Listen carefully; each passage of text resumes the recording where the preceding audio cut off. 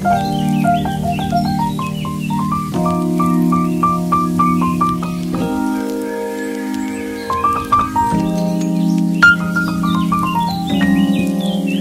বন্ধুরা, good morning. কেমন আছেন সবাই? আশা করছি খুব ভালো আছেন, আমরাও বেশ আছি। আজ সকালবেলা অনেক বেলা থেকে ব্লগ শুরু করছি। সকালবেলার সমস্ত বাসি কাজ, তারপরে ছেলেকে খাওয়ানো হয়ে গেছে। আজকের যেহেতু রান্না বান্নার কোনো চাপ নেই, ওই জন্য সব কিছু আস্তে আস্তে হচ্ছে। তো আজ গতকাল রাতে রান্না হয়েছে। আজ পান্তা প্রত্যেকটা বাড়িতে হয় না, তো যাদের রান্না পুজো থাকে তারাই পান্তা করে, আর বাকি নিমন্ত্রণ করে খেতে যায়। তো আমাদের বাড়িতে পান্তা হয়েছে। আর রাত 12টার সময় আমি ভাত রান্না করে রেখেছি। তারপরে শাশুড়ি মা ভোরবেলা উঠে অনেক কিছু ভাজা করেছে, তো আপনাদের সঙ্গে পরে শেয়ার করব। আর আজকের আমার শ্বশুরবাড়ির এখানে রান্না পুজোয় ততটা আমি কই দেখতে পাচ্ছি না, কিন্তু আজকে আমার বাবাদের ওখানে খুব সুন্দর আনন্দ হয়। আজকের যেমন বিশ্বকর্মা পুজোর একটা আনন্দ, ওখানে ঠাকুর ওঠে একদম আমাদের বাড়ির সামনে। তারপরে আজকে এই যে মনসা পুজো উপলক্ষে আমাদের গ্রামের থেকে মান্দাস ভাসানো হয়। এখানে তো মান্দাস ভাসানোর তেমন কিছু আশপাশে কোথাও দেখিনি বা শুনিও নি। তো ওখানে মান্দাস বানিয়ে অনেক রকম কিছু বানায়, কেউ ঘর বাড়ি বানিয়ে, তারপরে কেউ জাহাজ নৌকা এইসব বানায়। যে প্রত্যেক বছর আলাদা আলাদা বানিয়ে নদীতে ভাসানো হয়। ওই মনসা ঠাকুর পুজো হয় মনসা ঠাকুর দিয়ে। তো বেশ ভালোই আনন্দ হয়। আর সকাল থেকে কত সুন্দর রোদ উঠেছে দেখুন, আর সুন্দর হাওয়া দিচ্ছে। তাই ভাদ্র মাসের আজকের যেহেতু শেষ দিন, সকালবেলা উঠে এই যে দেখুন বালিশ কাঁথা সব রোদে বের করে দিয়েছি। যেহেতু আমার ঘাড়ে গলায় একটু ঠান্ডা লেগে ব্যথা হচ্ছে, আর এই যে বিছানা টিছানা সব কিছু একদম টান টান করে গুছিয়ে নিয়েছি, দিয়ে তারপরে স্নান করে চলে এসেছি। সকালবেলা কিন্তু সবাই খাওয়া হয়ে গেছে। হাজব্যান্ড ওই যে পান্তা ভাত খেয়ে অফিসে গেছে, আর ছেলেকে একটু ম্যাগি বানিয়ে খাইয়েছি। ও যেহেতু ছোট, তাই ওইসব ও তো আর ওইসব খেতে পারবে না, জল দেয়া ভাত। তো সকালবেলা উঠেও বললো যে একটু ম্যাগি খাবো। ওকে জিজ্ঞেস করেছিলাম কি খাবে, ও বললো ম্যাগি খাবো, তাই ওকে একটু ম্যাগি বানিয়ে দিয়েছিলাম। ওই যে কাঁথাগুলো তুলে নিয়ে আসলাম, ভালোই গরম হয়ে গেছে, ঘন্টা 2 মতো ছিল। সকালবেলা 8টার দিকে বের করে দিয়েছি, এখন বাজে প্রায় 10টা। তো তুলে নিয়ে চলে আসলাম, একদম গরম হয়ে গেছে। আর আজকের ঝলমলে আকাশ, পরিষ্কার একদম রোদ উঠেছে। গতকাল তো একদম মেঘলা হয়েছিল, কোনো রোদের বালাই ছিল না। আর হাওয়াও দিচ্ছে সুন্দর, খুব ভালো লাগছে। তো রোদে বেরোনোও যাচ্ছে না, ওয়েদারটা বেশ ভালোই লাগছে। এগুলো ভাঁজ করে রেখে দিই, দিয়ে তারপরে আমি দুটো খাবো। সকালবেলা পান্তা খাবো না, তার কারণ আমার একটু ঠান্ডা লেগে আছে।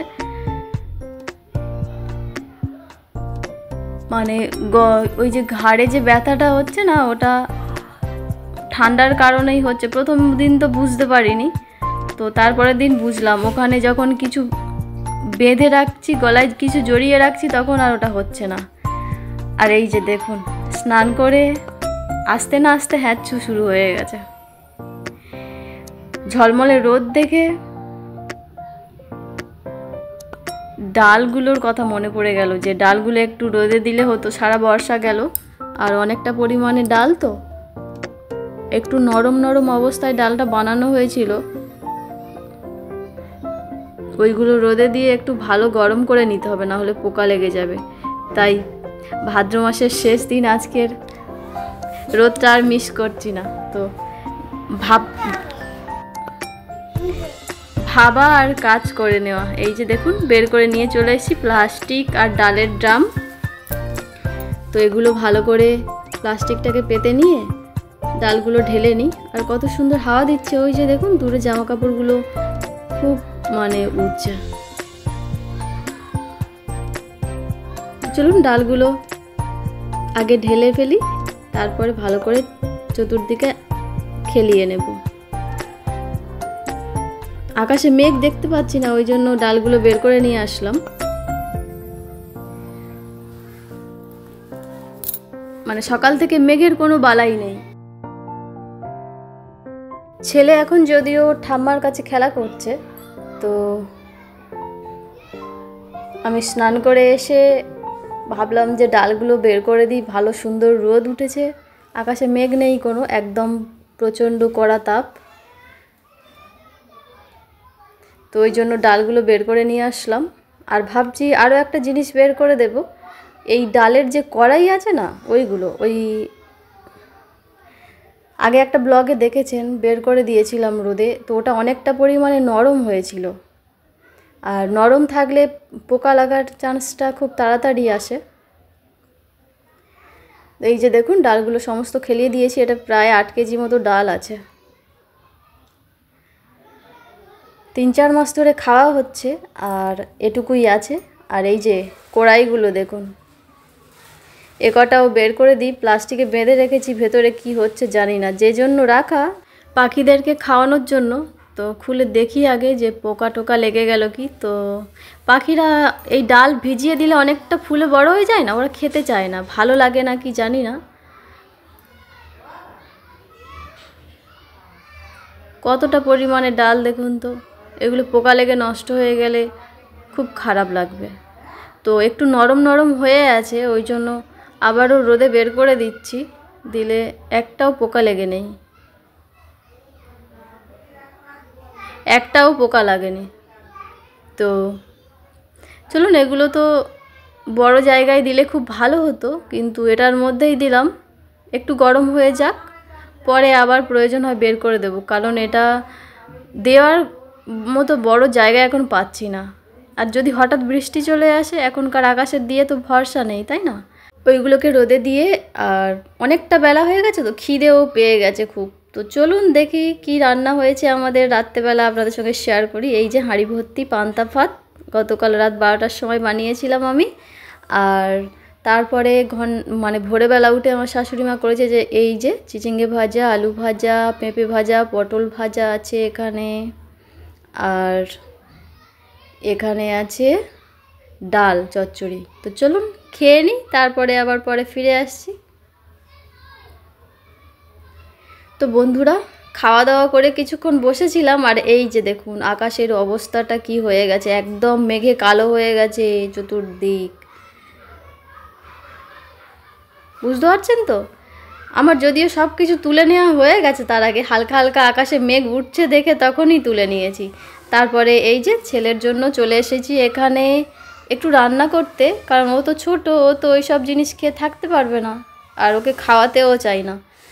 অনেক রাতে রান্না হয়েছিল, অনেকটা সময় পেরিয়ে গেছে, ওর জন্য এখানে বানাচ্ছি এই যে পটল আলু দিয়ে মাছের ঝোল। তরকারি বসিয়ে দিয়েই চলে গেছিলাম ওকে স্নান করাতে, আকাশে মেঘ দেখে। ভাতটাও বসানো হয়েছিল একসঙ্গে, ভাত আর তরকারি, ও গোবিন্দভোগ চালের ভাত আর এই যে তরকারি। তো চলুন ওকে খাইয়ে দিই, এখন তো অনেকটা বেলা হয়ে গেছে, 12:30 বাজে। তো ওকে খাইয়ে দিই। ও খেতে বসে গেছে, ওর খিদে পেয়ে মানে খেতে চাইছে না, কিন্তু বেলা হয়ে গেছে, তাও যতটুকু খায় ওকে খাইয়ে দিই। আর তরকারিটা সবে ঢেলেছি না, এতটা গরম, আমি তরকারির মানে মাছটা যে হাত দিয়ে তুলবো সেটা পারছি না, এত গরম লাগছে। তো ওই জন্য একটু বসে ওয়েট করছি, ছেলেকে খাইয়ে নিয়ে তারপরে আবার আমি খাবো। আমারও যদিও খাওয়ার ইচ্ছা নেই, সকালবেলা খেয়েছি ওই যে ডাল চচ্চড়ি দিয়ে মুড়ি। ছেলেকে খাইয়ে এই যে আমি চলে এসেছি একটু খেতে, অল্প একটু পান্তা ভাত আর 3 রকম ভাজা, আর কিছু নিলাম না, ভালো লাগছে না তাই। দুপুরবেলা পান্তা খেয়ে লম্বা একটা ঘুম দিয়েছি টানা। তো তারপরে বিকেলবেলা উঠে ছেলেকে নিয়ে একটু বেরিয়েছিলাম রাস্তার দিকে ঘুরতে, ঘুরে এসে ওকে একটু হরলিক্স বিস্কুট খাইয়েছি, আর আমিও 2-4টে বিস্কুট খেয়ে নিয়েছি, কারণ খিদে পেয়ে গেছিলো। আর তারপরে এই যে দেখুন ছেলেকে খাওয়াচ্ছি, তখন শাশুড়ি মা এই যে নিয়ে আসলো আমার জন্য 4টে নাইটি। তো একটা চুড়িদার এনেছিল, ওটা চেঞ্জ করে বললাম যে নাইটি নিয়ে আসতে। তো এই যে কতগুলো নিয়ে এসছে দেখুন, সবকটা একদম সুতির, খুব সুন্দর কাপড়।